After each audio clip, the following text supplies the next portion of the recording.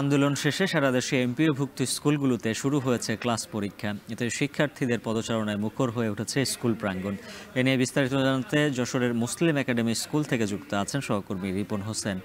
রিপন, জানাবেন বেশ কিছুদিন যাবত ক্লাস পরীক্ষা বন্ধ ছিল, ক্ষতি পুষিয়ে নিতে শিক্ষকরা কি উদ্যোগ নিচ্ছে? এবং যারা শিক্ষার্থী ছিল তারা বিভিন্নভাবে ক্ষতিগ্রস্ত হয়েছে, বিশেষ করে ক্লাসে যে শিক্ষা সেটি তারা গ্রহণ করতে পারেনি। এর ফলে কিন্তু তাদের যে সমস্যা সেটি হয়েছে। আমরা শিক্ষকদের সাথে কথা বলেছি, তারা যেটি বলছেন যে শিক্ষার্থীদের যে ক্ষতি হয়েছে টানা 11 দিন ক্লাস যারা পরীক্ষা নিতে পারেনি সেই ক্ষতি পুষিয়ে দিতে তারা ছুটির দিন অর্থাৎ শনিবারে ক্লাস নেওয়ার কথা বলছেন। এছাড়া যারা শিক্ষার্থী রয়েছে তাদের অতিরিক্ত সময়েও ক্লাস নেওয়ার কথা তারা বলছেন। তারা বলছেন যে যেহেতু তাদের দাবি সরকার মেনেছে, তাদের যে 3 দফা দাবি ছিল সেই দাবি মানার প্রেক্ষিতে তারা আবার 11 দিন পরে আবার ক্লাসে এসছেন। আজ থেকে সকাল থেকে আমরা দেখছি যে শিক্ষকরা ক্লাসে এসছেন এবং তারা ক্লাস ইতিমধ্যে নিচ্ছেন।